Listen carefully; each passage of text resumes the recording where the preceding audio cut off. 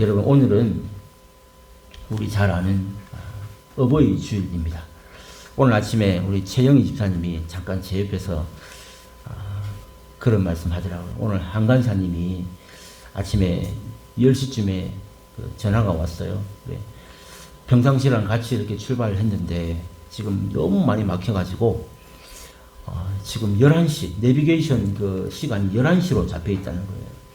그래 할 수 없이 늦어도 급하게 오지 말고 천천히 안전하게 오라고 말씀을 드렸는데 하나님께서 그 안에 오도록 이렇게 시간을 이렇게 당겨주셨습니다. 감사한데 제가 그 말씀을 최영희 집사님한테 오늘 한 간사님 조금 늦는다고 말씀을 드렸더니 오늘 절에 가는 사람 아니면 다 부모님 만나러 가는 사람이다 이러더라고요. 그렇죠. 오늘 하필이면 또 어버이날인데 석가탄신일이 돼가지고 정말 부모님 뵈러 가는 분 아니면 절에 가는 사람인데 그 무리를 뚫고 정말 이곳에 오신 여러분들 너무 귀하고 또 감사를 드립니다. 오늘 이 어버이 주일인데요. 정말 여러분 자녀를 낳으시고 또 기르시느라 애쓰신 모든 우리 부모님들께 여러분 이미 자녀들에게 또한 귀한 축하와 선물을 받으신 줄로 믿습니다. 근데 그 자녀들이 주시는 그 위로와 기쁨보다 오늘 거기에 더해서 우리 주님이 주시는 위로와 기쁨이 함께하는 그런 어버이 주일이 다 되시기를 주님의 이름으로 축복합니다. 아멘. 아멘. 여러분 자녀들이 주는 기쁨과 위로도 귀하지만 오늘도 이 어버이 주일에 주님이 주시는 위로와 기쁨이 거기에 더하면 얼마나 더 행복한 어버이 주일이 되겠습니다. 자, 오늘 그런 의미에서 이 어버이 주일에 맞춰서 제가 잠깐 말씀을 준비를 했는데요. 몇 해 전에 신문에 이런 기사가 이렇게 쓰였다고 합니다. 자, 한 아버지의 고백이라는 제목으로 이렇게 글이 쓰였는데 이런 글귀가 있습니다. 29살에 나는 14시간을 기다려서 자식의 울음소리를 들었다. 아내가 산실에 들어가서 상고를 치르고 있을 때 나는 초조하게 무려 14시간을 기다려서 아기 울음소리를 들을 수 있었다. 그래서 그 기쁨을 잊을 수가 없다고 합니다. 그게 29살 때 있었던 이 사람의 고백입니다. 자, 37살에 자식이 초등학교에 들어갈 때 초등학교에 들어가서 우등상장을 타왔을 때 그걸 액자로 만들어서 방에 걸어놓고 쳐다볼 때마다 행복했다고 합니다. 이렇게 바래질 때까지. 자, 여러분 48살에 자식이 대학에 입학한다고 입학시험을 치르게 될 때 직장에 가기는 했지만 하루 종일 일이 손에 잡히지 않았고 그렇게 가슴이 울렁거리고 초조할 수가 없었다고 합니다. 자기 인생에 있어서 가장 초조한 시간이 바로 그 자식이 대학 시험을 치는 그 하루였다고 합니다.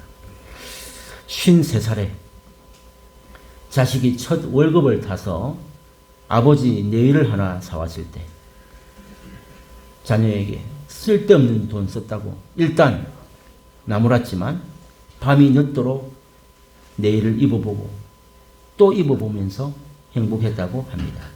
61살에 딸이 시집가는 날이었습니다.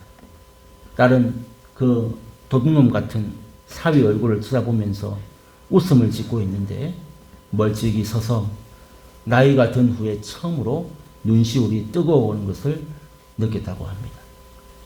여러분 이게 한 아버지의 고백입니다. 이 29살에 결혼해서 이제 아이를 낳고 61살에 딸을 시집 보내는 날까지의 여정을 이렇게 짤막하게 남겼는데 여러분 어떤 마음이 드십니까? 이미 자녀를 출가시킨 분들은 아마 이해가 되시기도 하고 그죠? 이런 마음이 공감이 되시기도 할 겁니다. 제가 이걸 영상으로 또 어버이날에 맞는 많은 영상들이 있더라고요. 하려고 했는데 이 글귀 하나가 더 좋은 것 같아서 오늘은 영상을 하지 않습니다. 그저 저는 이 글을 보면서 어떤 생각했냐면 이 자나 깨나 이 부모라는 존재 여러분들이 거의 다 대부분 다 부모님이신데 이 자나 깨나 이 부모는 자식 생각하고 정말 자식이 잘 되기만을 그렇게 바라는 그 마음 하나로 살아가는 존재 이게 부모님이다라는 거예요. 여러분 동의하십니까? 정말 자식 잘 되기만을 바라는 그 하나 마음으로 자식 생각하면서 평생을 그냥 몸과 마음을 다 바치는 존재, 이게 우리 부모님이다라는 사실. 여러분 이미 부모가 된 여러분들도 아직도 여러분 8순 9순이 넘은 분들도 그죠? 이 자식의 일이라면 지금도 끔찍히 생각하면서 여러분 살아가고 있지 않습니까? 왜 그렇습니까? 우리에게 이 부모의 마음이 있기 때문입니다. 여러분 이게 믿는 자나 믿지 않는 자나 일반적인 부모의 마음이에요. 자식 일이라면 지금도 불떡 일어나서 막 어떻게 도와줄까 이 생각만 합니다. 이게 우리에게 부모의 마음이 있기 때문인데, 자 이게 우리 일반적인 어버이의 이 마음이고 메시지가 아닌가 생각하는데, 여러분 여기에서 저는 오늘 제목이 뭡니까? 참된 부모의 마음이다 라는 제목으로, 이 일반적인 우리 부모님의 마음도 귀하지만 정말 하나님께서 우리에게 부모라는 사명을 주셨거든요. 가정을 주셨고 자녀를 주셔서 우리가 그 자녀를 양육하는 이 부모의 이 귀한 사명을 우리에게 주셨는데, 하나님은 그러면 이 참된 부모의 모습을 어떤 모습이라고 하시는가? 다른 말로 하나님께서 원하시는 참된 부모의 마음은 어떤 마음인가? 라는 것을 이 어버이 주일을 맞이해서 우리 잠깐 이런 부분에서 말씀을 오늘 잠깐 나누기를 원하는데, 첫 번째는요, 우리가 하나님께서 원하시는 참된 부모의 마음은 믿음을 가지는 거예요. 이 믿음이 뭐냐면 자녀를 향한 신뢰, 우리에게 주신 그 자녀에 대한 믿음을 가져라, 신뢰를 가져라. 이게 하나님께서 우리에게 주신 귀한 첫 번째 마음입니다. 오늘 우리가 오늘 어버이 주일하고 별로 상관없을 것 같은 이 누가복음 15장이 나오는 이 탕자 얘기를 오늘 잠깐 나누었는데, 중간에 끊었죠. 마지막 저 30 몇 절까지 2절까지 나오는데, 제가 시간 관계상 오늘 24절까지만 읽었습니다. 여러분 이 오늘 읽었던 이 본문에는 그 아버지의 마음이 잘 담겨 있습니다. 이 아버지가 주님의 마음이고 하나님의 마음입니다. 그래서 오늘 참된 부모의 마음이 여기에 잘 이렇게 숨겨져 있어요. 담겨져 있어요. 그래서 오늘 이 자녀를 향한 이 믿음을 가지라. 이게 하나님께서 우리에게 주시는 진짜 부모의 마음이다라는 것을 먼저 첫 번째로 나누고 싶습니다. 오늘 본문에 한번 보세요. 이 아버지가요, 이 둘째 아들이 대뜸 나와서 뭐라고 얘기합니까? 아버지 돌아가시면 어차피 유산 다 형제들에게 나눠줄 거 아니냐. 이 둘째 아들이 아버지 찾아와가지고 나한테 줄 거 죽어서 주지 말고 지금 당장 달라. 나 지금 쓰고 싶다. 그래서 미리 달라고 이렇게 이야기를 하는데, 이 아버지가 어떻게 합니까? 줍니다. 이 아들에게 이 유산을 그냥 다 챙겨서 준단 말이죠. 참 여러분 이 본문을 읽으면서 어떤 생각하셨어요? 참 바보 같지 않습니까? 아버지가 왜 줘요? 여러분 이 재산을 주면 이 아들이 어떻게 쓸 것 같습니까? 잘 쓸 것 같아요? 아니죠. 이거 모르는 부모가 어디 있겠습니까? 그런데 이 아버지가 몰랐을까요? 이거 주면 이 아들이 당장 어떻게 쓰고 어떻게 할지 아버지가 몰랐겠습니까? 아닙니다. 알았어요. 그런데 왜 줬을까요? 바로 이게 그 아들을 향한 믿음이 있었기 때문이다라는 것을 볼 수 있어요. 이 본문.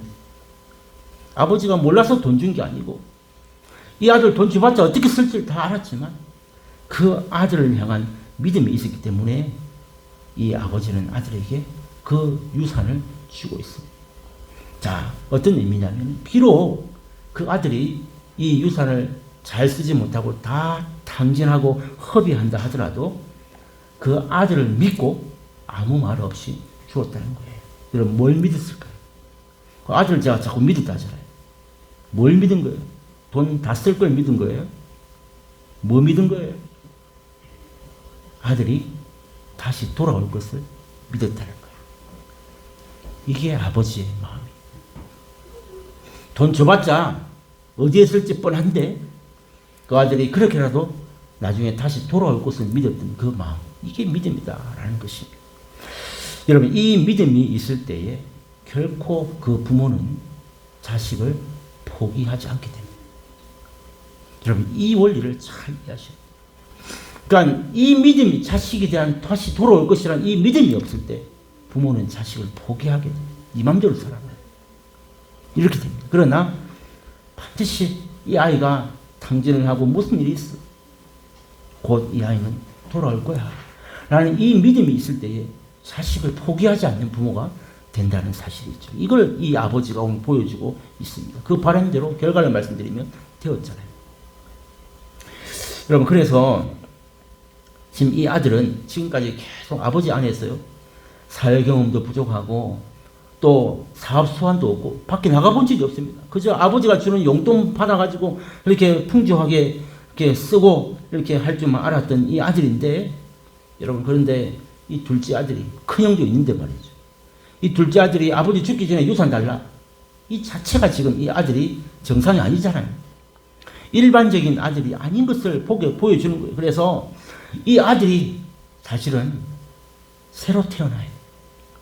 지금 이 상태로는 얘가 돈을 주나 안 주나 이런 애. 그래서 이 아들이 다시 새로 태어나기 위해서는 이 아버지가 어떤 마음이 있었냐면, 아무리 많은 대가를 치른다 할지라도 이 아들이 정신을 차리고 다시 돌아와서 제자리를 찾기만 한다면 이 재물도 아깝지 않다.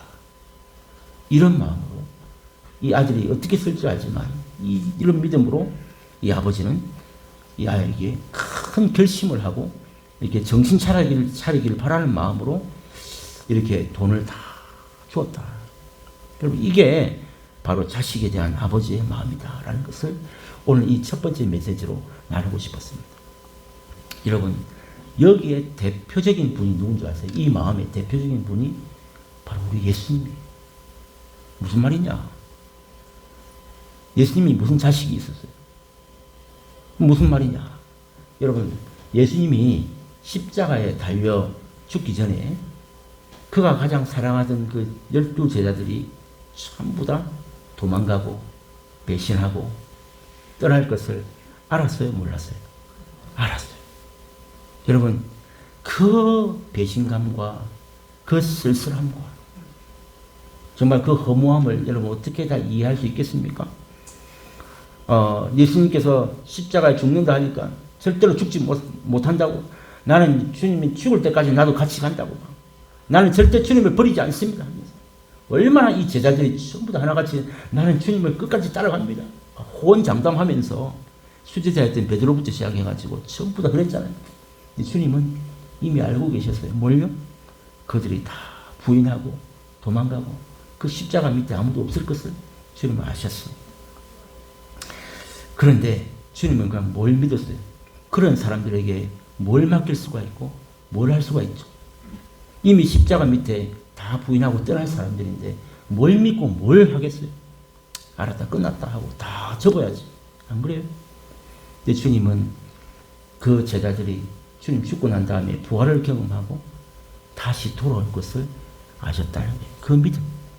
이걸 여러분 기억하실 것입니다. 그래서 이 제자들이 지금은 비록 겁에 질려가지고 도망을 가고 3번 부인하고 난리를 치지만 다시 믿음의 인물로 세워질 것을, 그 먼 미래를 보고 그렇게 세워질 것을 믿었던 이 주님의 마음.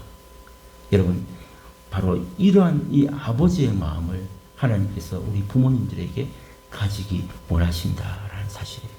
할렐루야. 이거예요. 여러분 다 그런 마음 갖고 계신 줄로 믿습니다. 이게 진짜 이 세상적인 일반적인 부모의 마음을 뛰어넘는 하나님이 우리 믿음의 성도인 부모들에게 가지기 원하는 진짜 마음이다. 부모의 마음이다라는 거예요. 여러분, 그래서 예전에 저는 어떤 분이 저한테 그런 말을 하시는 걸 들었어요. 목사님, 저는 절대 사람을 믿지 않습니다. 이런 분이 있어요. 그분이 말이 틀린 게 아닙니다. 요즘 목사님 설교할 때 들어보시기도 하고 많은 사람들이 하는 얘기 중에 어떤 말을 하냐면, 사람은 믿음의 대상이 아니고 무슨 대상이라고요? 사랑의 대상이다. 이렇게 얘기하잖아요. 근데 여러분 반은 맞고 반은 틀린 거예요. 여러분 이거 잘 이해하셔야 됩니다. 우리 이 한국말 성경에는 그게 전부 다 믿음이라고 표현되어 있는데 영어 성경만 보더라도 완전히 달라요. 이 믿음이라는 단어가 어디에 쓰이는가 참 다릅니다. 여러분 방금 제가 예수님 얘기를 했잖아요. 그리고 이 탕자 아버지 얘기를 했잖아요. 그러면 그 아버지는 그 아들을 어떻게 믿어요? 사람이 믿음의 대상이 아닌데 어떻게 믿느냐고요. 그럼 주님은 그 제자들이 다 도망갈 줄 아는데 왜 믿고 있냐고요. 이 믿음은 뭐예요 그럼? 네, 목사님 저는 사람을 믿지 않습니다. 이게 지금 얼마나 우리가 잘못 생각하고 있는지를 모르고 사는 거예요. 그럼 믿음이 뭐냐? 그럼 믿음에는 두 종류가 있어요. 아니, 세 종류가 있어요. 영어로 표현하면 우리가 제일 잘 아는 믿음의 이 신앙, 종교적인 믿음을 뭐라고 하냐면 faith라고, faith. 이 절대적인 하나님에 대한 믿음을 faith라고 하잖아요. 그리고 사람 간의 어떤 진실된 관계, 말 이런 걸 믿는 것을 truth라고 하죠. 믿음. 그리고 또 우리가 쉽게 말해서 믿는다고 얘기할 때 일반적인 단어는 believe라고 하죠. belief, 또 believe 동사로 이렇게 이야기합니다. 그래서 우리가 이 모든 표현들 다 이 성경에 나오는 얘기를 전부 다 믿음이라는 단어로 해석을 합니다. 한국말 성경. 그러다 보니까 우리는 절대적인 나는 하나님만 믿는다라는 그 어떤 그 하나님에 대한 신앙에 대한 그 가치관이 너무나도 좋아요. 그런데 그 믿음이라는 그 단어 때문에 난 사람에 대해서는 믿지 않는다는 그 말은 신앙의 대상으로 믿지 않는다는 말이지. 이 자식에 대한 신뢰, 그리고 어떤 사람에 대한 그 말에 대한 신뢰를 믿지 못하면 어떻게 부부관계가 되고 자녀관계가 되고 사회생활이 됩니까? 이게 말이 안 맞는 일이에요. 그래서 주님은 끝까지 제자들이 돌아올 것을 믿었기 때문에 주님은 그들에게 말씀을 가르치고 또 그 이후에도 사명을 주시고 그렇게 될 것을 믿고 그렇게 바라보신 거 아니에요. 똑같은 오늘 이 아버지의 마음도 똑같은 원리라는 것이죠. 그래서 우리가 이 단어 사용이나 내가 한평생 잘못 생각하고 있었던 이 개념들이 얼마나 이 반쪽 신앙으로 만들었는가라는 것을 정말 더 하면 갈수록 깨우치고 그래서 정말 하나님에 대한 절대적인 이 믿음에 대한 부분은 변함이 없어요. 그러나 우리가 사람 믿지 않는다고요? 믿어야 돼. 실패할지라도 또 손해볼지라도 내 것 다 떼일지라도 그 사람에 대한 믿음을 잃어버리는 순간 우리는 포기하게 되는 그 영혼 이 비밀을 이해할 필요가 있다. 이 아버지가요 자식을 끝까지 믿고 신뢰했기 때문에 그 아들이 나중에 우리 아버지 집에 가며 이 마음을 느끼게 된 거예요. 그래서 오늘 하나님께서 우리에게 주신 첫 번째 메시지가 뭐냐, 우리가 진짜 하나님 원하시는 부모의 마음이 뭐냐, 자식에 대한 신뢰, 이 믿음을 잃지 마라, 포기하지 마라 라고 하는 이 말씀을 오늘 우리에게 주시는 줄로 믿습니다. 두 번째는요, 하나님께서 우리에게 어떤 부모의 마음을 가지기 원하십니까? 여러분, 바로 사는 법을 가르치기를 원합니다. 말씀을 나누기 전에 제가 잠깐 1994년도에 있었던 우리 한국 사회를 경악하게 만들었던 한 범죄 사건을 잠깐 말씀을 드릴게요. 부모와 연관이 있기 때문입니다. 1994년도에 우리를 경악해 했던, 제가 어제 찾아봤는데 그 사람의 이름 밑에 뭐라고 쓰여있냐면요, 대한민국 역사상 최악의 존속 살해범. 혹시 누군지 아시겠어요? 대한민국 역사상 최악의 존속 살해범이라고 네이버 지식백과에 바로 나옵니다. 혹시 어떤 사건인지 혹시 아시겠어요? 1994년 딱 20년 됐어요.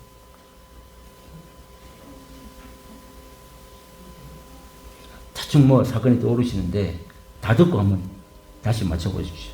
이게 어떤 일이 있었냐면 부유한 집안이었어요. 아버지가요 약재상을 하다가 그 약재상이 기업이 될 만큼 큰 사업을 잘했던 한약방 그 약재상 있잖아요. 이게 기업이 될 만큼 큰 부자였는데 그 아들이 항상 문제였어요. 공부도 잘 못하고. 그래서 그 아들이 원광대 한의대에 가기를 원했어요. 아버지가 약재상을 하니까 아들이 한의사를 하면 완전히 딱 맞잖아요. 그런데 한의대 하면 경희대 한의대도 유명하지만 저 원광대 한의대도 유명해요. 그래서 그 한의대에 가길 원했지만 자식이 그 갈 생각 실력이 안 되는 거예요. 그래서 원광대에 무슨 건축학과인가 딴 데를 들어갔어요. 그래 다니다 보니까 공부도 못하고 적응도 못하고 학교를 거의 안 가요.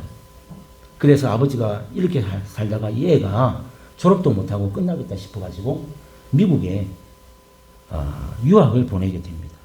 그래서 유학을 보내놨더니 그 유학비를 아버지가 돈이 많으니까 다 대주는 거예요. 쓰고 싶은 거 먹고 싶은 거 다 할 수 있도록 이 아버지가 다 이렇게 보냈습니다. 넉넉하게 용돈도 주었는데 그 아들은 그 돈 받아가지고 미국에서 뭐 했냐면 이 잘못된 친구들 만나가지고 도박을 한 거예요. 미국에서. 여러분 미국에 가면 라스베가스라고 지금 이 아이가 간 곳이 샌프란시스코, LA하고 가까운 주인데 거기 가면 라스베가스가 있습니다. 거기 가면 여러분 호텔 값이 얼마나 싼지 몰라요. 우리나라 여관비만큼 쌉니다. 왠지 아세요? 집은 그 방은 아주 싸게 없고 그 밑에 지하에 가면 별천지가 벌어집니다. 카지노라고 들어보셨죠? 전부 다 라스베가스는 그거 하러 가는 거예요. 그래서 호텔비는 거의 무료다시피 하고 1급 호텔, 최고급 호텔인데 밑에는 그냥 노름하는 쉽게 말해서 그런 일들이 막 벌어지는데 이 아이가 거기 빠져가지고 이 노름에 도박에 빠졌는데 이 탕진하고 빚을 져가지고 한국에 온 거예요. 그런데 그 부모에게 많은 돈을 요구했습니다. 그 돈은 뭐 하려고 하는 거예요? 그 도박 빚 갚고 또 도박하려고 하는 거. 부모가 알았다. 그래서 더 이상 네 돈 줄 수 없다. 아버지가 그 아이에게 돈 줄 수 없다고 했습니다. 그러자 이 아이가 그 부모를 죽이고는 증거를 은폐하기 위해서 집에다 불을 질렀어요. 얼굴을 알아볼 수 없을 만큼 부모님을 막 이 존속 살해를 하고 그냥 불을 질러버렸어요. 이게 94년도에 있었던 일입니다. 그래서 기자들이 물었어요. 왜 죽였냐고. 네 부모를 왜 죽였냐? 그랬더니 이 아이가 하는 말이 돈이 필요해서 죽였다. 누군지 아시겠어요? 이게 박한상이라고. 이름 기억 안 나세요? 박한상이. 저는 이 사람이 왜 기억이 나냐면 이름을 잊어버릴 수가 없습니다. 제 한 해 후배 중에 곽한상이 있어요. 곽한상. 박한상하고 곽한상하고 한 끗 차이 아닙니까? 성만 다르죠. 저는 처음에 이제 제 후배가 곽한상이 들어왔는데 그 범죄자 박한상이 생각나는 거예요. 그래서 저는 그 사람에 대한 이미지가 별로 안 좋았어요. 생긴 것도 비슷하게 생겨가지고. 물론 제가 농담으로 하는 말이지만, 그래서 저는 박한상 얘기만 나오면 제 후배 목사 얼굴이 항상 떠오르는데, 이게 이 박한상의 이야기입니다. 여러분, 뭘 보여줍니다. 이 두 번째 오는 메시지가 자식들에게 바로 사는 법을 가르치라는 것이 하나님께서 우리에게 주신 부모의 마음. 정말 바로 사는 것을 어릴 때부터 잘 가르쳐야 됩니다. 여러분, 그러니까 지난주에도 제가 말씀드렸지만 자식의 길을 꺾지 않는 것도 중요하잖아요. 우리나라 사람들이 어릴 때부터 가르치는 게 뭐라고요? 기죽지 마라. 이걸 가르친다 했잖아요. 근데 이 자식이 기가 죽지 않는 것도 정말 중요합니다. 그리고 오늘 이 박한상이 아버지처럼 이 원광대 건축학과 가지고는 이게 한국 사회에서 별로 이렇게 안 되잖아요. 영향력이. 그러니까 미국 보내가지고 학벌이라도 이렇게 좀 올려보려고 하는 것도 중요합니다. 그럴 수 있죠. 돈이 많은데. 그런데 여러분, 이것보다 더 중요한 게 뭐예요? 사람답게 이 자녀를 키우지 못하면 결국은 이 자녀는 돈의 귀중함도 모르고 이 부모도 몰라보는 법이에요. 우리가 그냥 자식 기죽지 말라고 하고 싶은 대로 다 해주면 이 애가 나중에 알아서 해주겠지. 이렇게 생각하고 키우는 부모들이 있단 말이에요. 어리석은 이해. 절대로 그렇지 않습니다. 어릴 때부터 이 자녀에 대해서 반드시 바르게 가르쳐야만 그 아이가 그 법을 떠나지 않는, 정말 이렇게 돈의 귀중함도 모르고 부모도 몰라보고 돈 때문에 부모를 죽였다고 하는, 이렇게 답을 할 수밖에 없는 이 아이가 결국 누가 만든 거예요? 미안하지만 그 부모가 잘못 가르친 것이다 라는 것이죠. 그래서 우리가 자녀를 좋은 대학에 보내려고 애쓰기 전에, 그리고 자녀에게 성공하는 법을 먼저 가르치기 전에 오늘 하나님께서 우리에게 주신 귀한 교훈이 뭐냐? 바르게 사는 법.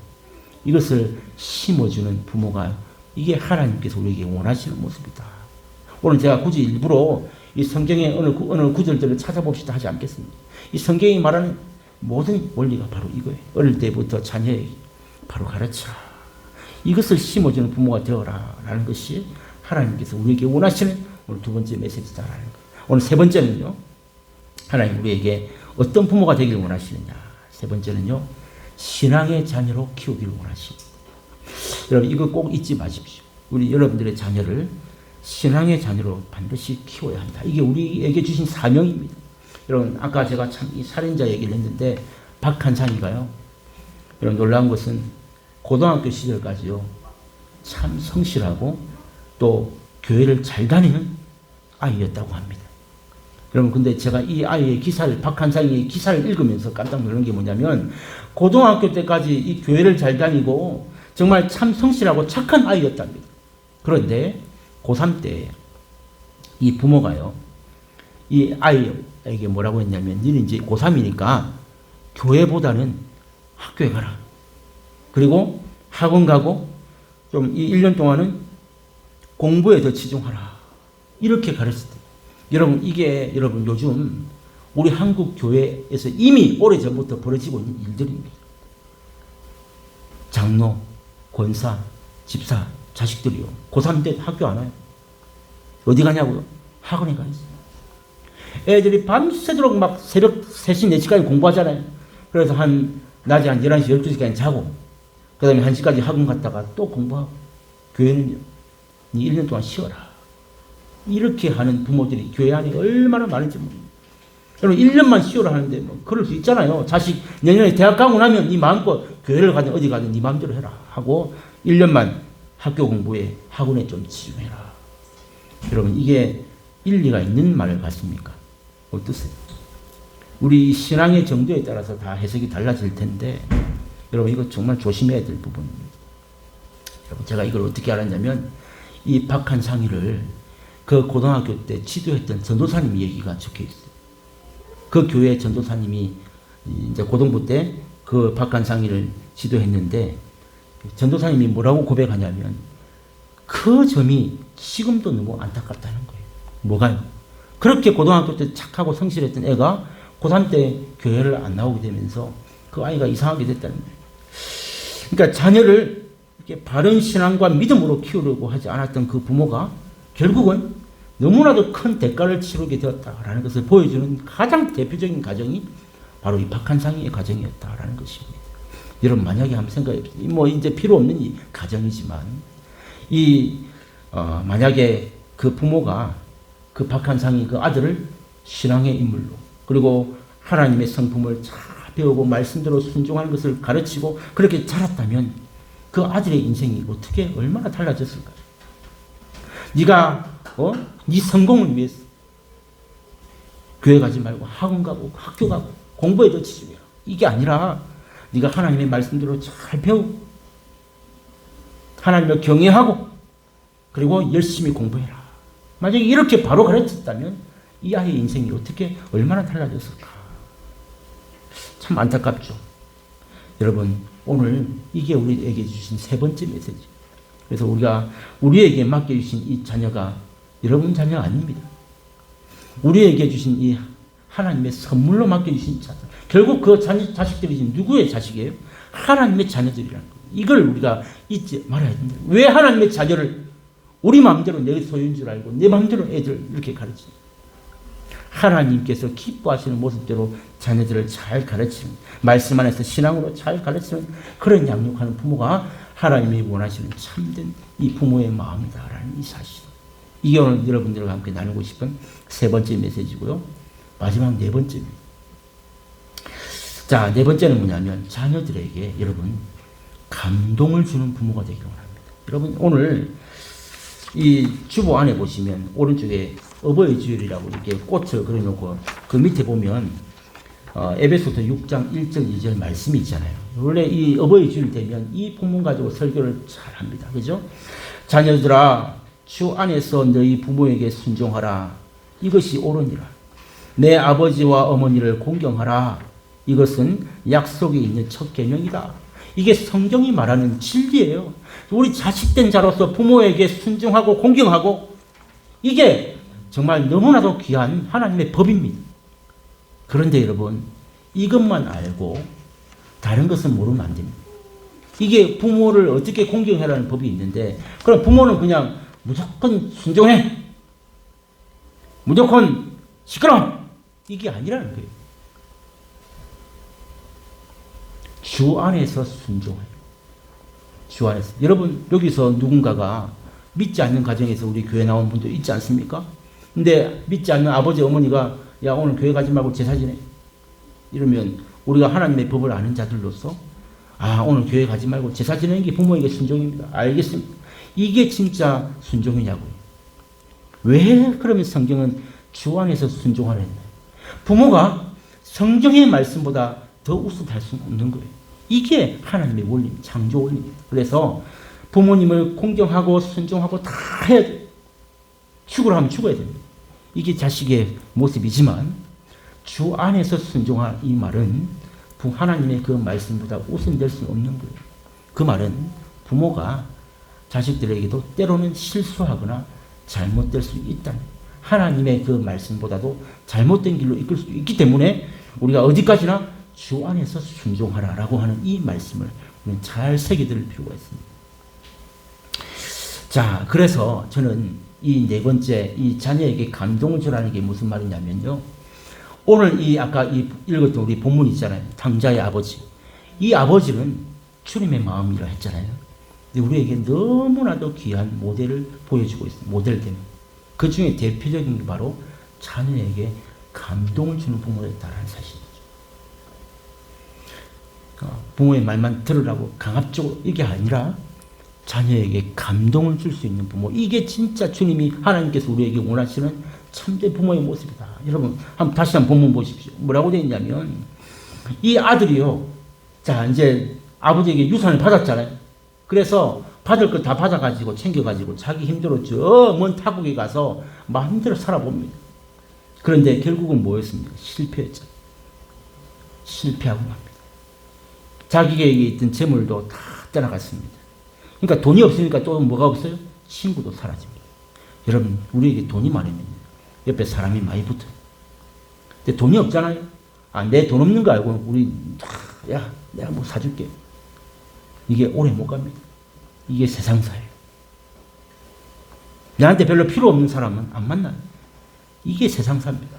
그래서 뭐 하나라도 뜨거물이 있는 것 같아야 만나고 차 마시고 뭐 하자 놀러 가자 이러지. 나한테 뭐 아무것도 나올 것이 없는데 온다고요? 천만의 말씀. 이게 세상사입니다. 여러분 다 경험하고 아시죠? 그래서 여러분 재물도 떠나고 친구도 떠나고 다 탕진하고 맙니다. 자기를 받아줄 곳이 어디였다고요? 이 더럽고 냄새나는 돼지 우리 뿐이었다. 어디 먹을 것이 없어가지고 돼지가 먹는 그 열매도 하나 못 먹고 사는 그런 인생이 되고 말았습니다. 그래서 돼지 우리 치면서 그거라도 먹으려고 거기에 취업을 했다는 거예요. 거기에 있어 보니까 내가 이제 이렇게 살아서는 안 되겠다는 거예요. 그래서 여기서 이 아들이 깨달은 게 있습니다. 뭘 깨달았죠? 비록 여러분 재물은 잃었지만 그 인생의 귀한 아버지의 품 우리 아버지한테 가면 이거를 그때서야 깨달은 거예요. 자, 이 돼지 우리에 가가지고 돼지가 먹는 그 열매도 못 먹고 사는 이 비참함 속에서 뭘 봤다고요? 우리 아버지 집에 가면 우리 아버지의 그 품에 가면 먹을 것이 풍족하고 참 얼마나 좋겠노. 이 사실을 이 아들이 그때서야 깨닫게 된 거예요. 비록 지금 현실은 돼지와 같은 비참한 인생이 되고 말았지만 그 아들은 이제부터 출발해요. 영혼이 병든 그 영혼이 이제 살아나는 귀한 체험을 그 돼지 우리에서 하게 되었다는 것입니다. 그동안은 아버지의 품에 대해서 전혀 생각하지 않냐고 자기가 가진 그 돈 가지고 내가 어떻게 살고 성공하고 내 마음대로 살까 이것만 생각했는데 자기 마음대로 안 되고 다 실패하고 돼지 우리 속였어. 결국 이 영혼이 깨어나기 시작. 우리 아버지 품에 가면 얼마나 먹을 것도 많고 종들도 많고. 한번 잘 읽어보십시오. 이렇게 고백을 하게 됩니다. 다시 그 영혼이 살아난 거예요. 아버지 품에 대해서. 여러분, 그런데 중요한 게 뭐냐면 이것을 알고 이 아버지는 이 아들을 높이 평가해줬다.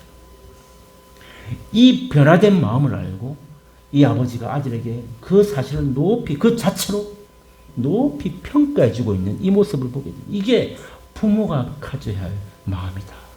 참된 이 믿음의 부모가 가져야 할 마음이다. 라는 것을 가르쳐주고 있어요. 자식이 지금 거기서 다 탕진한 거 우리는 그것만 보고 아이고 미친놈아. 이게 아니고요. 다 탕진하고 폐가 망신했는데 아버지 집에 가면 이라고 하는 이 인생의 대천한 점을 거기서 찾았잖아요. 이것을 이 아버지는 그 아들에게 높이 평가하죠. 우리가 볼 때는 정말 아이고 참 밑빠진 독에 물 붓는다 할지 모르지만 그 아버지는 그 아들에 대한 믿음을 포기하지 않고 그 자식이 거기서라도 다 재산 탕진했지만 우리 아버지 집에 가면 제일 좋다는 것을 그때서야 깨닫게 된 그 사실을 가장 높이 평가해주는 이 아버지의 마음. 이게 부모의 마음이다. 라는 것을 보여줍니다. 그래서 이 아들은 이 아버지에게 처음으로 감동을 하게 됩니다. 감동. 여러분, 어디서 그 감동이 느껴지는지 하면은, 여러분, 이 본문에 보면 아직도 거리가 멉니다. 그죠?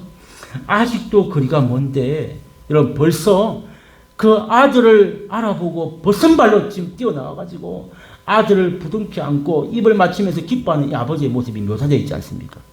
그 말은 뭐예요? 아버지는 아들이 언젠가는 돌아올 것이라는 것을 믿고 기다리고 있다는 얘기예요. 여러분, 이해가 되세요? 만약에 여러분 이 자식이 하는 행동을 보고 그냥 포기했더라면 누가 그 먼 발치에서 오는 아들을 보고 있으니 이게 우연히 보다가 어이구 저거 누구 아이가 이게 아닙니다. 이 성경이 보여주는 말은 그 아들이 돌아올 것을 알고 언젠지 모르지만 언젠가는 이 아들이 돌아올 거야. 이 믿음 하나, 이 자식의 믿음을 포기하지 않냐고 아들을 믿고 기다려주는. 야, 먼 발치에서 아버지가 보이는데요. 벗은 발로 막 이 아들에게 쫓아오는 이 아버지의 모습을 보면서 아들은 이 부모의 행동에 놀라는 거예요. 이걸 감동이라고, 감동. 여러분, 자식들에게 언제 한번 이런 감동을 주셨습니까? 물론 어린이날 되면 뭐 과자나 또 비싼 뭐 게임이나 뭐 캐릭터나 뭐 이런 거 사줄 수 있죠. 그런 거 말고요. 진짜 부모가 줄 수 있는 이런 감동을 언제 주었죠? 이 믿음이 감동, 이 믿음. 벗은 발로 아들 오는데 막 뛰어간 이 모습에 이미 아들은 감동을 받아버렸어요. 그래서 뭐라고 말합니까? 아버지를 만나자마자 자기의 죄를 뉘우치며 회개하지 않습니까? 여러분, 그냥 오늘 PPT 없는데 21절에 한번 성경책 펴놨으면 보세요. 21절에 보세요. 아버지, 내가 하늘과 아버지께 죄를 지었사오니. 여러분, 이게 회개입니다. 회개. 여러분이 자식들에게 엇나가고 좀 잘못된 자식들에게 그렇게 매를 들고 막 욕을 하면서 이러면 새끼야 하는데 그 아들이 돌아옵니까? 바로 됩니까? 안 돼요. 그런데 오늘 이 아버지죠. 자식이 돌아올 것을 알고 믿음으로 기다렸죠. 언제 오나 먼 발치에서 아들을 기다렸던 이 아버지를 보고 아들은 그냥 마음이 녹아버렸어요. 이게 감동이라는 거예요. 그래서 아버지 만나자마자 무릎을 꿇고 뭐라 합니까? 아버지, 내가 하늘과 하나님과 아버지께 죄를 지었습니다. 누가 시켰냐고요? 자기가 먼저 그 아버지를 보고 감동을 받고 이 쓰레기 같은 나를, 이 나 재산 다 탕진하고 온 나를 왜 나를 이렇게 기다리고 계신 거야? 감동을 받고 그 앞에 무릎을 꿇게 됩니다. 내가 죄를 지었사오니 지금부터는 아버지의 아들이라 일컬음을 감당하지 못하겠나이다. 이 자식이 진짜 그 아버지의 마음에 감동하여 이렇게 바뀐다는 거예요. 진짜 이제 이 아들 고백처럼 내가 더 이상 이제 아버지라고 부를 수 없다는 거죠. 그런 처지임에도 불구하고 아버지는요, 이 아들을 만나자마자 뭐라고 합니까? 아들을 위해서 더 좋은 것을 종들에게 뭐라고 시킵니까? 오늘 마지막에 읽었잖아요. 제일 좋은 옷을 내어 입히고, 그죠? 손에 가락지를 끼우고 신을 신기고. 여러분, 이 아들은 지금 누덕누덕 이 귀여운 옷을 입고 돼지 똥냄새 나는 그런 옷을 입고 있는 이 아들이, 아버지가 이 아들을 보자마자 야 이 새끼야 네 맘대로 사니까 재밌더라 이게 아니고, 이 종들에게 시켜하고 아들에게 가장 좋은 것을, 제일 좋은 옷을 내어 입히고 손에 가락지를 끼우고 신을 신기는 이 모습에 아들이 또 한 번 감동을 하는 거예요. 나는 그럴 수 있는 자격이 없는데 우리 아버지 왜 이러시지? 감동하는. 여러분, 근데 이게 웬일입니까? 감동할 일이 하나 더 남아있어요. 뭐가 남았습니까? 이게 끝이 아니라 아버지가 또 살찐 송아지를 잡으라며. 살찐 송아지를 잡아다가 잔치를 베풀라. 아들은 이제 더 이상 할 말이 없어. 아니 이게 지금 잔치를 벌일 일입니까? 우리가 생각할 때 아니잖아. 가장 좋은 것들을 이렇게 막 해주신 것에도 황송한데 살찐 송아지를 잡고 잔치를 벌이라. 정말 할 말이 없도록 이렇게 감당할 수 없는 감동을 주고 있습니다. 아들이 이렇게 거짓골로 돌아왔지만 아버지는 그 넓은 마음, 그리고 그 자식을 끝까지 믿었던 그 신뢰의 마음으로 이 아들을 무지무지하게 사랑으로 받아주고 있는 이 모습, 바로 이것을 감동 드라마라 이렇게 말할 수 있어요. 감동. 이게 부모가 끝까지 자녀에게 보여줘야 할 부모의 모습이다라는 것을 오늘 우리에게 보여주고 있습니다. 그래서 여러분, 오늘 본문에 안 읽었지만 저 24절 넘어서 후반절에 보면 이 사실을 알고 있는데, 밖에 있던 큰아들이 돌아왔는데 집에 문 잔치가 벌어지고 난리가 났잖아요. 이 뭔 일이냐 했더니 하인들이 둘째 아들이 돌아왔다는 거예요. 에이? 둘째가 왔는데 왜 송아지를 잡고 이 난리야? 아들도, 큰아들도 당연히 그런 마음이죠. 아니 자기는 지금 아버지 옆에 이렇게 자기 아버지를 도우면서 집 나가지도 않고 온 스트레스 다 받아가면서 일했는데 송아지 한 마리는 그냥 개 한 마리도 안 잡아줬는데, 둘째 아들 저놈이 재산 다 탕진하고 지 맘대로 살자고 하는데 무슨 송아지냐고 막 그러잖아요. 근데 그 아버지가 뭐라고 합니까? 얘야, 너는 내 옆에 항상 이렇게 좋은 것 누리며 있었잖아. 내게 다 네 거잖아. 그러면서 또 둘째 아들 두둔하고 있는 이 아버지의 모습에 또 한 번 감동했을 거라고 저는 생각합니다. 큰아들이 뭐라 해도 아버지가 얘야, 이 내게 다 네 거잖아. 그러면서 둘째 아들을 또 감싸 안아주는 이 아버지의 모습, 이게 또 감동이 아니었을까. 오늘 말씀을 다 드렸습니다. 여러분, 자녀를요 이렇게 사랑으로 감동시킬 수 있는 부모, 돈이 아닙니다, 여러분.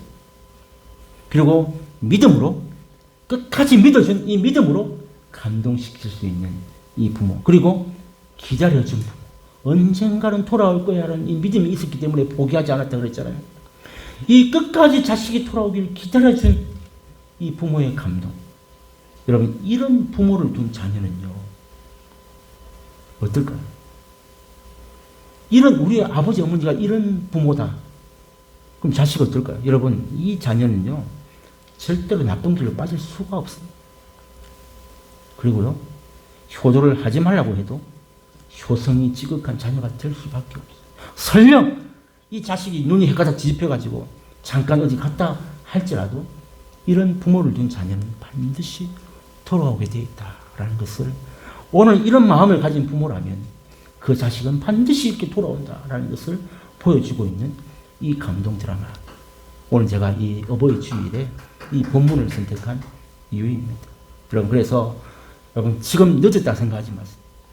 부모에게 이런 감동을 받고 자란 자녀는요 어디가 달라도 다릅니다. 그리고요 부모의 이 믿음과 신뢰를 먹고 자란 아이는 또 어디가 달라도 다릅니다. 그래서 말 한마디가 중요한 거예요. 그리고요 여러분, 신앙으로 자란 아이는 어디가 달라도 다르게 되어 있어요. 이 비밀을 오늘 우리 마음속에 꼭 새기길 원합니다. 그래서 하나님은 여러분들이 이런 참된 부모가 되기를 원하고 계신다. 그냥 세상적으로 돈 주고 막 성공을 위해서 막 자식을 위해서 뭐 못할 게 없는 이 부모의 마음을 다 가지고 있잖아요. 이게 아니고 이제는 그 한 단계를 뛰어넘는 참된 하나님이 원하시는 이 부모의 마음. 여러분 오늘 우리 이 한국 사회 특별히 지금 가정에서의 교육이 제대로 안 되고 있는 실정인 것, 그런 교육 보고서가 넘쳐나는 거 여러분 잘 아시지 않습니까? 가정만 그렇습니까? 학교에 가보세요. 선생님 말 듣습니까?